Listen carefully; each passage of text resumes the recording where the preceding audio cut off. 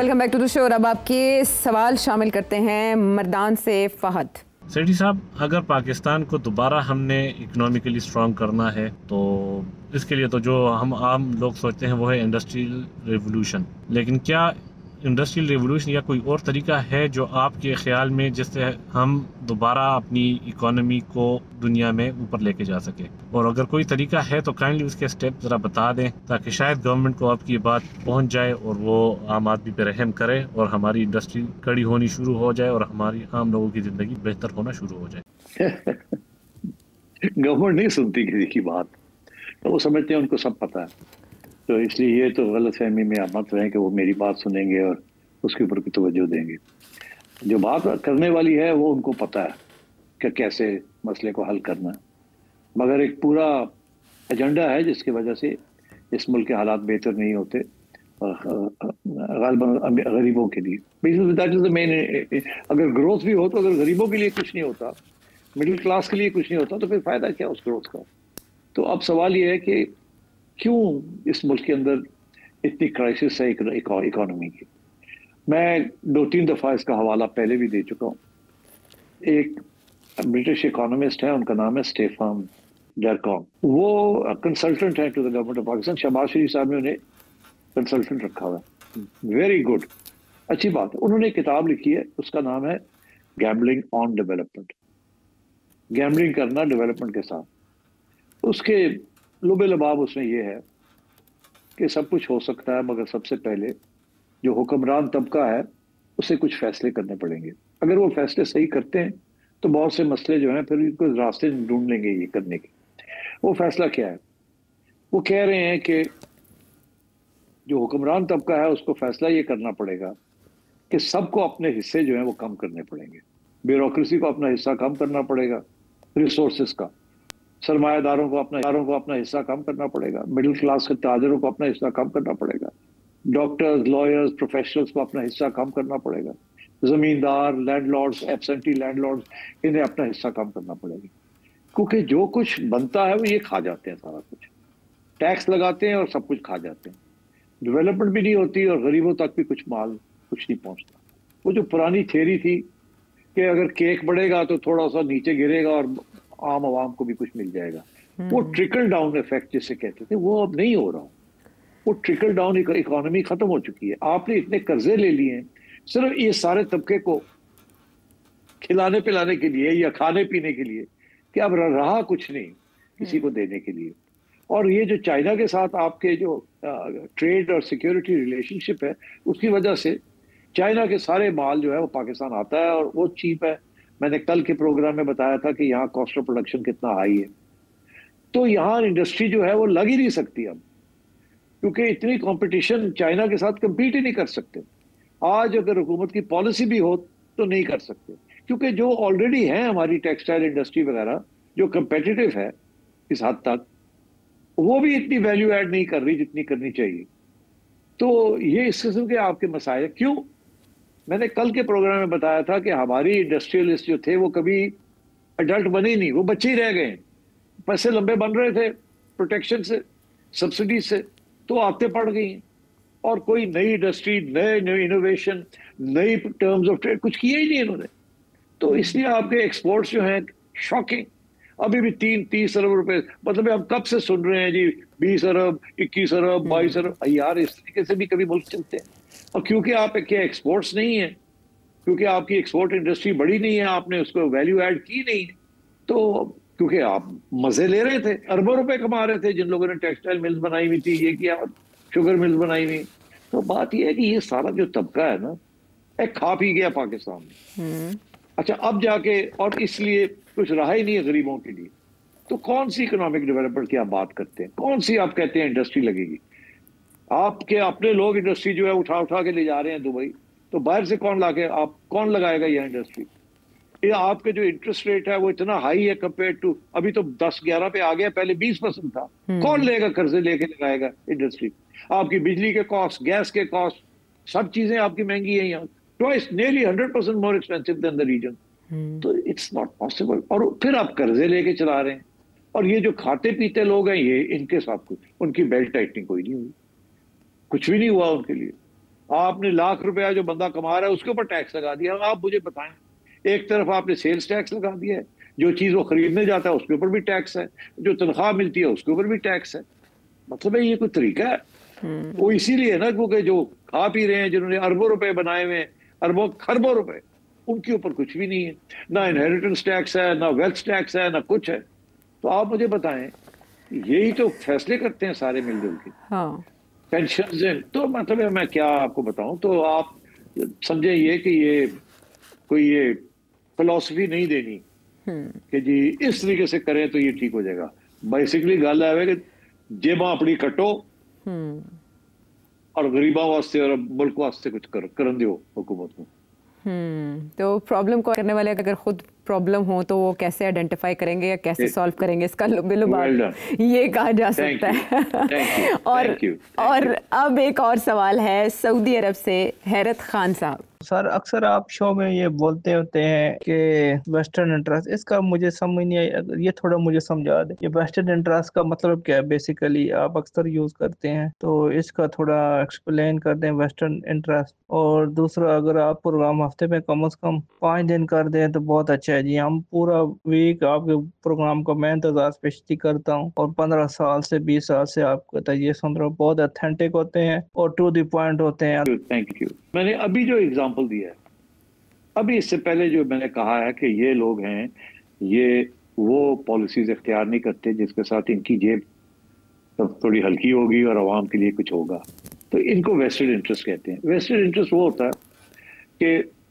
मेरा vested interest ये है कि मेरा प्रोग्राम चलता रहे, मेरे पैसे चार आते रहे मुझे।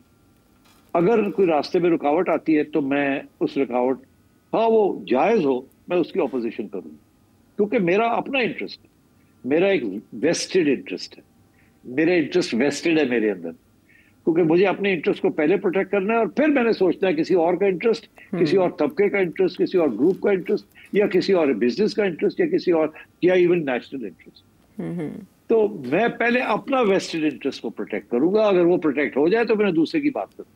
तो अब बात यह है कि वेस्टेड इंटरेस्ट इसको कहते हैं। शुगर इंडस्ट्री जो है, जो वो सारे वेस्टेड इंटरेस्ट हैं, वो कोई पॉलिसी गवर्नमेंट को नहीं करने देंगे जिसके साथ उनकी जेब हल्की होती है। इसी तरीके के साथ और भी इंडस्ट्रीज हैं या और भी ग्रुप्स हैं, मैं क्या कहाँ आपको लेके जाऊं, जहां वो लोग, जुडिशरी अपनी तनख्वाहें बढ़ा लेती है, ब्यूरोक्रेट्स अपनी तनख्वाहें बढ़ा लेते हैं, ये कर लेते हैं, वो गरीब बेचारे के लिए कुछ भी नहीं हो रहा। तो अब बात यह है कि these are all vested interest. कोई पॉलिसी जो है, कोई अपने खिलाफ पॉलिसी बनाने नहीं देता। आज आप सेल्स टैक्स लगाते हैं किसी चीज के ऊपर, किसी आइटम के ऊपर, तो वो सारी इंडस्ट्री वाले पहुंच जाते हैं फाइनेंस मिनिस्टर के पास कि जी हम तो मारे जाएंगे, हमारा ये हो जाएगा, ये तो ना करें, ये तो ना करें, ये तो ना करें। उनका वेस्टेड इंटरेस्ट है उस पॉलिसी को अपोज कर, इसको कहते हैं वेस्टेड इंटरेस्ट। ठीक। और 5 दिन शो के बारे में आपके वेस्टेड इंटरेस्ट क्या कहते हैं? अरे देखो यार, बात यह है कि तीन दिन ही बड़ी मुश्किल से होते हैं, और वो भी आप लोग वहां जो बैठे हुए हैं वो कैंचियां लेके बैठे हुए हैं, तो फायदा क्या हुआ? अगर और बातें करेंगे तो फिर कैंचियां शुरू हो जाएंगी। तो 3 ही काफी है मेरा ख्याल है। करने को तो हम हर रोज बैठ के गपशप मार सकते हैं, मगर फिर शायद सारा कुछ ही ना, कहते हैं ना, सारा कुछ ही ना बंद हो जाए। श्योर। अब पाकिस्तान के आलमी मामलात के हवाले से जो अहमियत है, उसी के पेश नज़र उसी दौरान हम देख रहे हैं कि ईरानियन प्रेसिडेंट अपना पहला दौरा पाकिस्तान कर रहे हैं। जब से उन्होंने इक़्तिदार संभाला है उसके बाद उनका पहला विजिट है, 2 रोज़ा विजिट। लाहौर आए वो, उनका इस्तकबाल नवाज शरीफ साहब ने किया, मरीम नवाज साहिबा भी इस मौके पर मौजूद थी। उसके बाद वो इस्लामाबाद के लिए रवाना हो गए। वज़ीर आज़म शहबाज शरीफ, मोहसिन नकवी साहब और इसके अलावा प्रेसिडेंट आसिफ अली ज़रदारी से भी उनकी मुलाकातें मुतवक्के हैं। सेठ साहब, माजी देखते हुए ईरान इसराइल जंग, उसके बाद फील्ड मार्शल का अमेरिका का विजिट और इसके बाद ये विजिट, क्या मुज़मिरात हो सकते हैं इस दौरे के? खित्ते पर क्या असरात हो सकते हैं? जी, मेरा ख्याल है कि it's a very interesting visit. मुझे सबसे पहले तो ये बात जो है खटकी कि प्रेसिडेंट साहब आ रहे हैं वहाँ के, और वो मरियम और नवाज शरीफ साहब को मिल रहे हैं। दिस इज़ वेरी क्लियरली, ये एक इंडिकेशन है कि मियाँ नवाज शरीफ साहब एक सियासी पैगाम देना चाह रहे हैं अपनी आवाम को भी, और मेरा ख्याल है दुनिया को भी, कि पाकिस्तान की गवर्नमेंट जो है और वो साथ खड़ी है ईरान के, against Israel, or by association against the American agenda regarding Iran. तो ये मियाँ साहब का साथ खड़े होना इज वेरी इंपॉर्टेंट। ये तो आते हैं गवर्नमेंट को मिलते चले जाते हैं, मगर यहाँ उन्होंने पार्टी पॉलिटिक्स भी बता दी है, क्योंकि उन्हें पता है कि इस वक्त अवाम के अंदर जो सारी हमदर्दी है it's anti America, anti Israel and pro Iran. तो मेरा ख्याल है that is why Mian Nawaz Sharif has stepped in. Number 2, Iran के प्रेसिडेंट क्या करने आ रहे हैं? हमारे लोग तो आते जाते हैं, अभी मिलके आए थे इनको, शहबाज साहब भी इनसे मुलाकातें, हाँ इनके फॉरेन मिनिस्टर से मुलाकातें हुई 7-10 साल की। अब ये प्रेसिडेंट साहब आ गए, तो ये क्या करने आए हैं? यहाँ मेरा ख्याल है उनकी ईरान की तरफ से कुछ बातें उन्होंने करनी है पाकिस्तान से। वो क्या होंगी? एक बात तो ये है कि ईरान को इस बात का एहसास हो गया है कि अमेरिका, डोनाल्ड ट्रंप टैक्टिकली वो पाकिस्तान का साथ दे रहा है अगेंस्ट इंडिया। तो वो पहले तो वो हैरान हुए होंगे कि ये क्यों, इंडिया के साथ तो और मसला है, पाकिस्तान के साथ और है, एकदम पाकिस्तान के टिल्ट क्यों हुई? तो उनको ये शक है कि शायद इस एक वजह इसकी ये है, सारी वजह नहीं, एक वजह ये है कि पाकिस्तान इस वक्त बिकॉज ऑफ ज्योग्राफी बहुत इंपॉर्टेंट स्पेस में बैठा है, और अमेरिका यहाँ अपना कदम जमाना चाहता है, और उसका इमीडिएट मकसद ये है फौरी तौर पे कि ईरान को मॉनिटर करना, और ईरान की वजह से वो यहाँ पे अपना एक प्रेजेंस रखना चाहता है। मगर फिर साथ साथ अमेरिका एक और प्रेजेंस भी रखना चाहता है which is in central Asia, Russia, central Asian region. अभी आपने देखा कि डोनाल्ड ट्रंप की कोशिश है कि जो सेंट्रल एशियन रिपब्लिक्स हैं उनको कन्विंस किया जाए कि अब्राहम अकॉर्ड्स ज्वाइन करें। ठीक है, और ये प्रेशर ईरान को भी पता है कि किसी न किसी स्टेज पे पाकिस्तान पे आएगा। तो एक तो ये ईरान पाकिस्तान को ये क्लियर करने आया कि देखिए इस पे किसी का भी इंटरेस्ट नहीं है, आप अमेरिका को यहाँ घुसने देंगे तो ये हमारे लिए बड़ा मसला बन सकता है। यहाँ एक मूवमेंट है ईरानियन बलूचिस्तान के अंदर, सेपरेटिस्ट मूवमेंट, वो उसको हवा मिलेगी, और अमेरिका ऑलरेडी उसको हेल्प कर रहा है। यहाँ पे आके लिस्निंग पोस्ट वगैरह यहाँ से और भी हेल्प होगी, तो वी आर कंसर्न्ड। आपको याद है कि हम ईरान के बॉर्डर के ऊपर एक स्टेज पे मसला बना था कि जिसकी वजह से फिर ईरान ने कुछ बमबारी की थी पाकिस्तानी एरियाज के ऊपर। ये जो ऑर्गेनाइजेशन है उनके लोग हैं, फिर पाकिस्तान ने काउंटर किया जाके दिखाने के लिए कि आप ये नहीं कर सकते, आप हमारा बॉर्डर क्रॉस करके इधर नहीं कर सकते। तो वो है तो सही, नहीं, इट्स अ थ्रेट, और वो सारी असिस्टेंस अमेरिका दे रहा है उस ऑर्गेनाइजेशन को। अच्छा, तो एक तो ईरान ये कहने आया कि हमारे लिए ये मसला है, उसका ख्याल रखिएगा, अमेरिका को आप एक्सेस दे रहे हैं, हमारे लिए ये मसला बन सकता है, और ऑलरेडी वो कोशिश कर रहे हैं डिस्टेबलाइज करने की। तो please we are very concerned कि आप प्लीज ये ना करने दें अमेरिका को। दूसरा ये कि ये जो सेंट्रल एशियन रिपब्लिक्स हैं, आपके भी बड़े तल्लुकात हैं, आप मेहरबानी करें, आप अभी वहाँ से आए गए हैं, आते जाते हैं, और आप SCO में भी बैठते हैं एंड सो ऑन, तो आप मेहरबानी करके वहाँ भी हमें सपोर्ट करें कि अमेरिका का एजेंडा जो है उसको हमने नाकाम बनाना है। We are not going to let it succeed. And तीसरा ये कि हमें शायद कुछ मिलिट्री हार्डवेयर की जरूरत पड़े, तो वो भी हम अगर आप दे सकते हैं हमें डायरेक्टली या इनडायरेक्टली, आप हमें दे दें। और चौथा ये कि हमारे ऊपर बड़ी सैंक्शंस लगी हुई हैं, बड़ी पाबंदियां लगी हुई हैं, तो आप मेहरबानी करके कोशिश करें कि हमारे लिए कोई रास्ते निकले, कोई तेल का रास्ता निकले या किसी और चीज़ का रास्ता निकले। आप पता है, हमें एहसास है इस बात का कि अमेरिका आपके ऊपर बड़ा सख्त प्रेशर डालता है और आपको सैंक्शन भी कर सकता है, मगर ये एक ऐसी स्टेज है कि अमेरिका को शायद आपकी थोड़ी ज़्यादा ज़रूरत है, और इसलिए आप कोशिश करें कि हमारे लिए भी कोई थोड़ी बहुत रिलीफ, अपने हक को बचाने के लिए, उसको बढ़ाने के लिए, to protect your own interest, इसमें शायद हमारा भी थोड़ा बहुत फायदा हो जाए।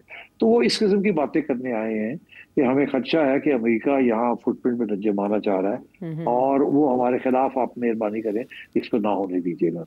And then I think there may be some request for some weapons and specially artillery shells and stuff like that. उसकी वजह यह है कि इनकी जो स्टॉक पाइल है वो काफी कम हो गई है, बिकॉज उन्होंने काफी किया है, बहुत कुछ किया है वहाँ। इसलिए आई थिंक इस किस्म की चीजें हैं that may impact on this visit.